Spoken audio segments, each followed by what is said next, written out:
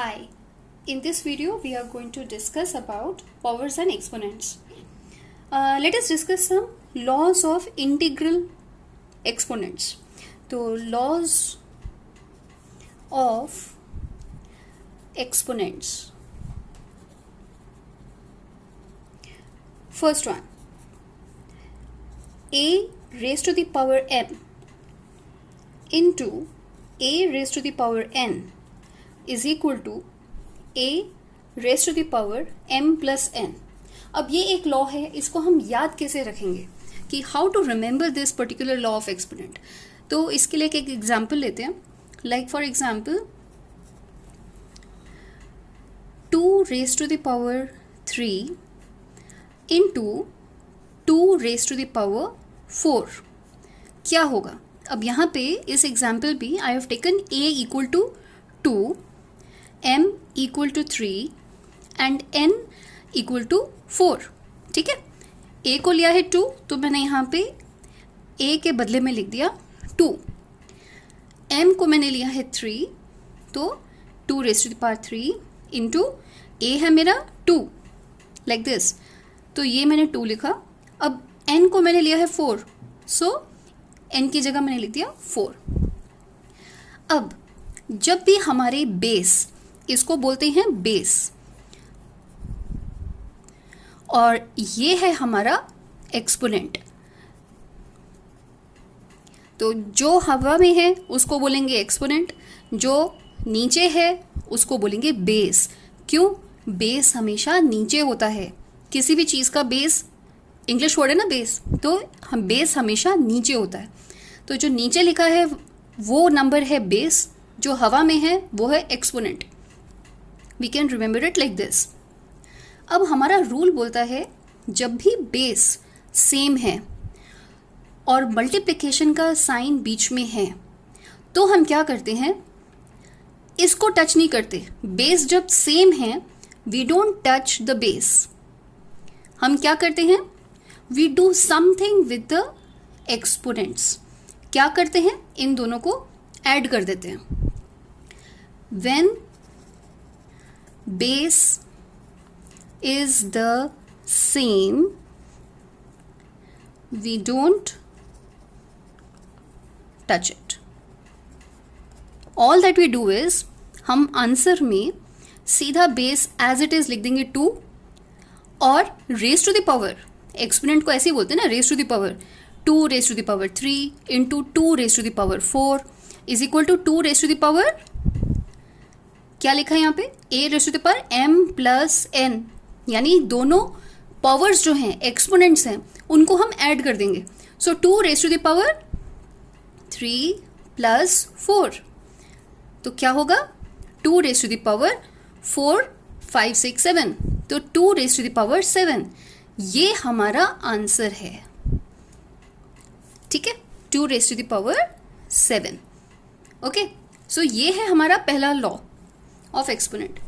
Second law हमारा बोलता है इसका उल्टा. अभी यहाँ पे क्या था, a raise to the power m is getting multiplied with a raise to the power n. अब हम क्या करेंगे, a raise to the power m divided by a raise to the power n. तो यहाँ पे क्या किया था, जब मल्टीप्लिकेशन था तब हमने पावर्स को ऐड किया था. अब डिविजन है तो क्या करेंगे, सब्ट्रैक्ट करेंगे, माइनस करेंगे. तो a raise to the power m minus n. ठीक है, सेम एग्जाम्पल मैं ले लेती हूं, यही हमारी वैल्यूज रहेंगी. a is equal to 2, m is equal to 3, n is equal to 4. तो 2 raise to the power 3 divided by 2 raise to the power 4 is equal to 2 raise to the power 3 minus 4 is equal to 2 raise to the power minus 1.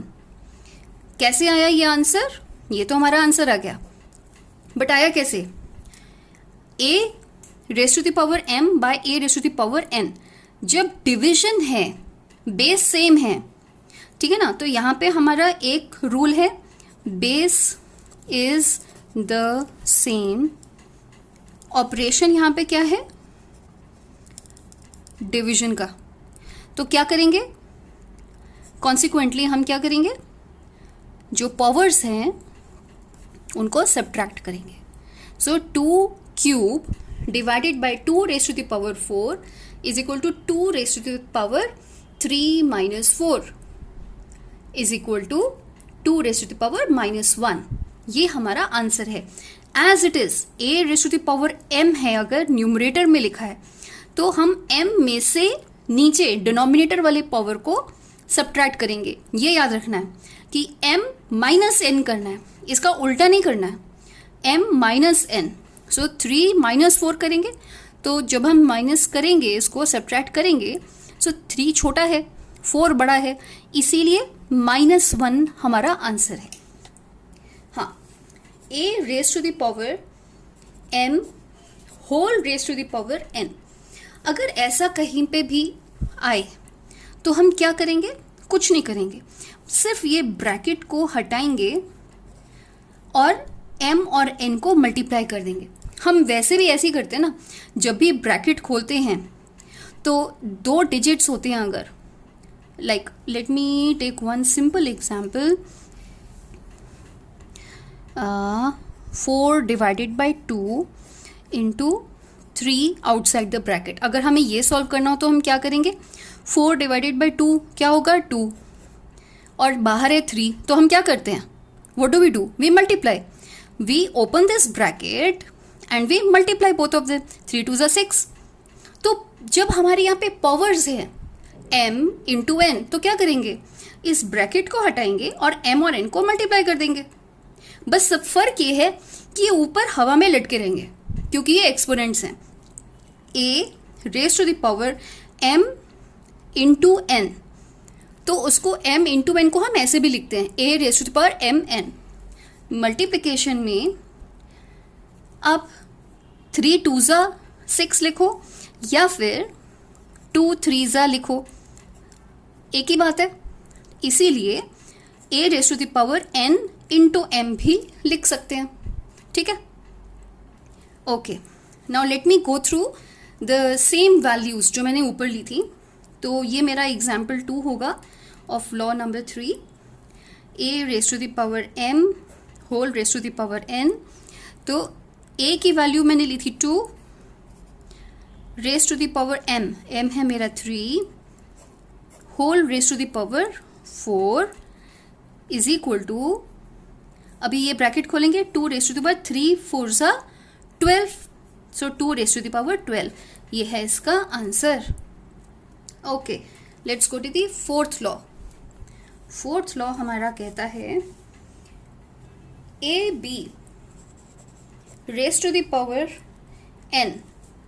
अगर ऐसे लिखा है कि 2 numbers के बीच में कुछ नहीं है, मतलब मल्टीप्लिकेशन है, तो a और b are under the operation of multiplication mathematically.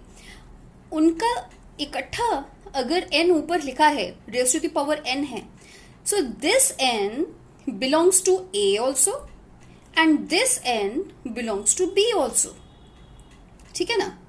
So a raised to the power n multiplied with b raised to the power n. This is what it means. So we can write a raised to the power n, b raised to the power n. ठीक है, let us fill in the values जो मैंने ली थी ऊपर. a की जगह पे लिखेंगे 2, n की जगह 4, b की जगह b है ही नहीं हमारे पास. Okay, let's take b equal to 3. तो 3 raised to the power n यानी 4. ठीक है, इसका हम उल्टा भी कर सकते हैं. कभी कभी क्या होता है, हमें ये दिया होता है, गिवन होता है, and we have to find this.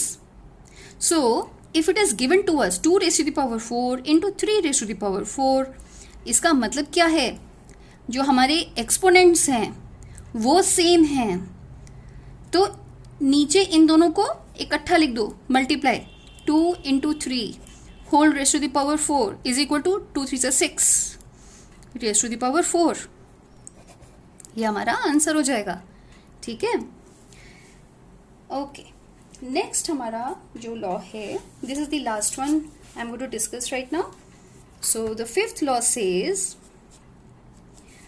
a divided by b whole raised to the power n is equal to a raised to the power n by b raised to the power n. तो इसमें क्या बोल रहे हैं? This power n belongs to both the numerator a as well as the denominator b. So we can write it as a raised to the power n by b raised to the power n. Let us put in the values.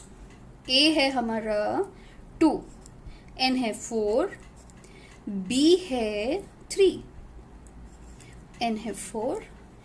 अब अगर हमें कभी ऐसे दे रखा है, we can convert it into this and we can write, अगर हमने कभी भी, हम जब सॉल्व कर रहे हैं कुछ क्वेश्चंस को and we come up with this particular situation जहाँ न्यूमरेटर और डिनोमिनेटर में हमारे मतलब बेसिस जो हैं a एंड b वो अलग अलग हैं लेकिन पावर सेम है, we can write it as 2 by 3 whole raised to the power 4. Okay, so a is 2, b is 3, n is 4. So this is equal to 2 raised to the power 4, 3 raised to the power 4. So that's it for this video. I'll meet you in the next one. Bye bye.